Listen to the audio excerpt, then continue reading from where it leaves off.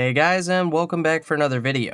So I know I haven't posted in a few days. I've actually just been getting over a cold and didn't want my gross voice on all of my videos going out, but I am feeling a little bit better. That being said, if I do still sound a little off, that's why. We do have some things to talk about today though, and most of those center around the Guild Wars 2 anniversary and the information surrounding it. There was an anniversary live stream as well as a few developer interviews that took place, and it's given us some information to look at least in terms of the living world and potentially the future of the game, I suppose. I will be quoting on screen some of the things that were said, so if you want to see that stuff actually in video format, I'll be leaving links down in the description. So the first big nugget of information that I'd like to share with anybody who doesn't already know or just wants to hear someone's thoughts on, we do now know that Living World Season 4 is halfway over, meaning we'll probably get a 6-episode Living World season. Not only just that though, but it looks like rather than going to a new expansion, we will be going from Living World Season 4 directly into the Living World Season 5. Now, the Living World Season 4 being about 6 episodes is not too crazy. That's not really news, but what is news is that we aren't getting an expansion. Now, at no time was it guaranteed that we'd be getting one. I mean, yeah, the Living World Season 3 led directly into Path of Fire, but that isn't a dead giveaway that that's how we're going to be doing things moving forward. Obviously, the amount of information you have at your disposal is dependent on how long you've been playing the game, but pretty much since its inception, the Living World has been all over the place in terms of length and when it comes out. It's just been a bit of a journey. This does mean that they are going to have more time to work on whatever the next expansion may or may not be, so that's exciting. But I think the real takeaway from this information coming out is that we are moving from Season 4 to Season 5. And that just seems weird because I expected the Living World Season 4 just to be long enough to get us to the next expansion, or the season would end and we'd just have some downtime with some quality of life updates. But instead, it looks like we're just gonna move on to the next season. And I think that's fine, but it does mean that we are going to see some kind of change because otherwise there's no reason to increase that numerical value. With it being Season 5, that means we're probably going to be dealing with an entirely different story thread, and it may mean that they're trying to yet again change the way that Living World works.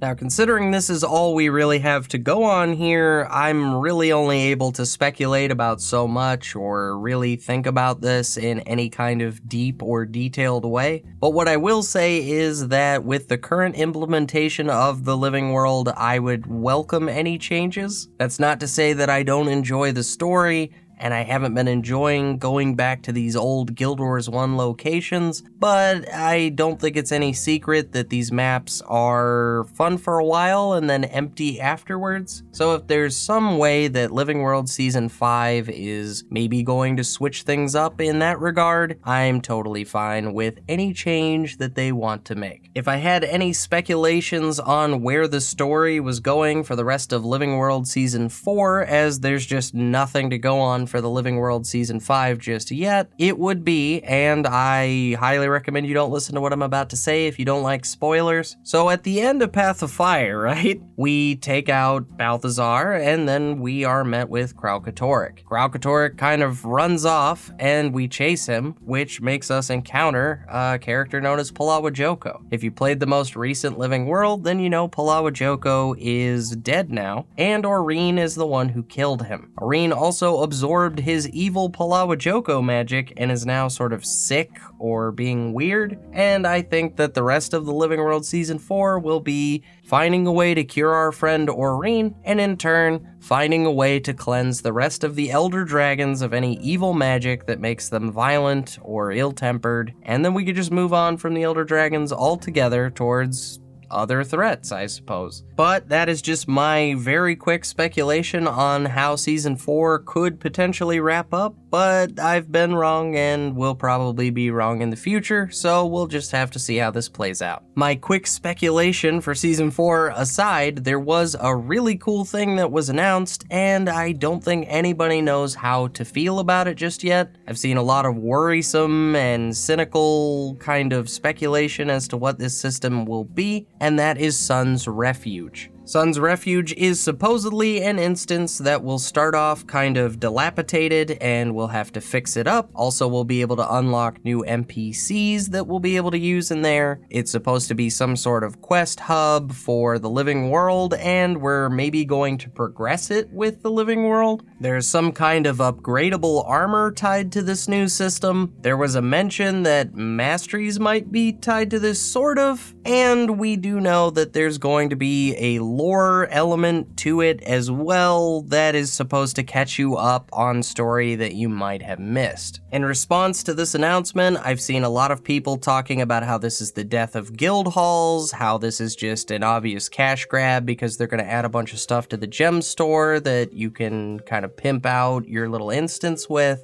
I've seen parallels to the WoW garrison system that, upon further investigation, I guess does sort of sound along those same lines, maybe, but we just don't know anything about this system. As far as guild halls are concerned, I feel like they would have announced that decorations would be a placeable thing in this new instance if that were a feature, and they haven't said anything yet. And while we do know that we'll be unlocking NPCs, that doesn't necessarily mean that it's going to be the same NPCs that are, say, in guild halls. It doesn't mean that we'll have access to everything that guild halls have access to. And while I don't doubt that there'll be something on the gem store we can purchase for Sun's Refuge, it's probably going to be cosmetic, and really who cares as long as it's not selling people gameplay advantages for money. In an attempt to debunk both of these right now, I would say that if that is the case, then they're probably going to do away with those passes to specific locations that give you access to everything that I just listed off. And maybe those don't sell very well, so they're trying to find a new way to do the same thing. But again, guys, the point here is that we just don't have enough information to jump to any kind of conclusion. Now, while I'm sure that nothing I've said here is going to temper anybody's outrage, let's just go ahead and move on to some of the other features that are coming in with Sun's Refuge. So we know we're getting some kind of upgradable armor. I'm very curious about this.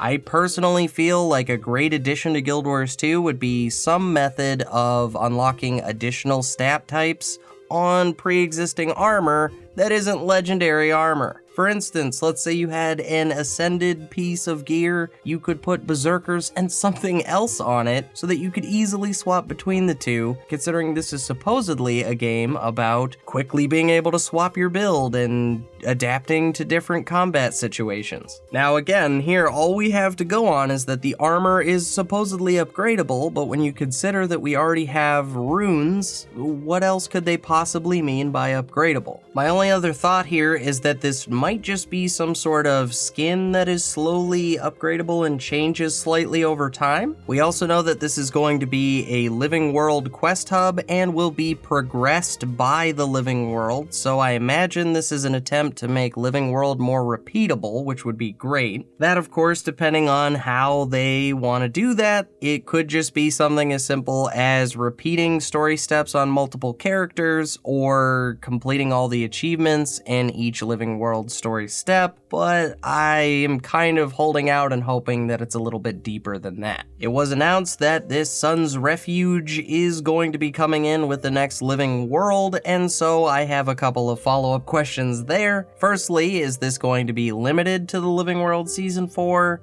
Will the actual instance itself be in the desert and therefore gated to anyone who doesn't own Path of Fire and the Living World? Could this even be the change that they want to make in the Living World Season 5, meaning that every new season is going to have its own hub that you upgrade and then move on from? As with most of this information, I imagine we'll just have to wait, but it's just so many questions. You give me the tiniest little bit of information and then I just run with it, same as everybody who's freaking out about potentially losing guild halls forever. And on that topic, I'd like to talk about the thing that I am kind of freaking out about, and that's that they said this is sort of a lore hub for catching up on things you've missed. Now, for the most part, it seems to be a living world based hub, so maybe it just catches you up on living world? But I fear that this might be their way of saying, hey guys, so you remember the Living World Season 1?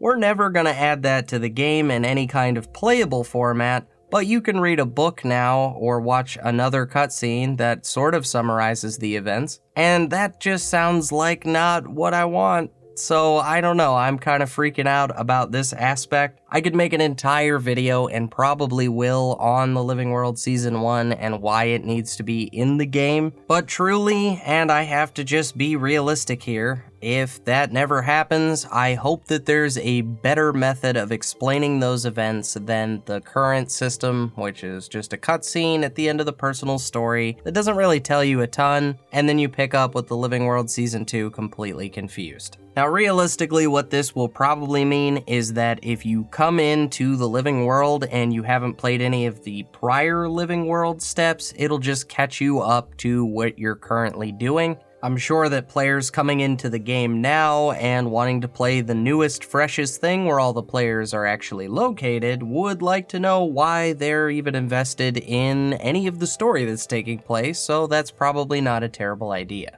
In the same interview where most of this information was announced, they did offhandedly say something about how there'll be a new mastery. There's almost always a new mastery with the Living World, so I don't think that's too crazy, but I'm not entirely sure if he maybe was trying to say that masteries will somehow also be looped into this system, but I'm kind of hoping that that's not the case. Despite trying my best to keep this video shorter than longer, it's starting to lean towards the latter, and so I think it's best that I probably wrap this up before I just start babbling about all of this stuff even more than I already have. But with all of that in mind, hopefully now you guys know what's going on with Sun's Refuge at the very least. I definitely think that's the most interesting thing that was sort of revealed with the anniversary. As I said at the beginning of the video, I'll be leaving links to everything that I personally watched and read so that you guys can kind of see for yourself why people might be reacting the way that they are, and myself included in that. And hopefully at the end of all of this, you guys will have some insight all of your own. I would love to talk with you guys in the comments about what you think this is going to be. Feel free to correct me on anything that I might have missed or messed up in this video. But as always guys, thank you so much for watching, and I'll see you in the next one.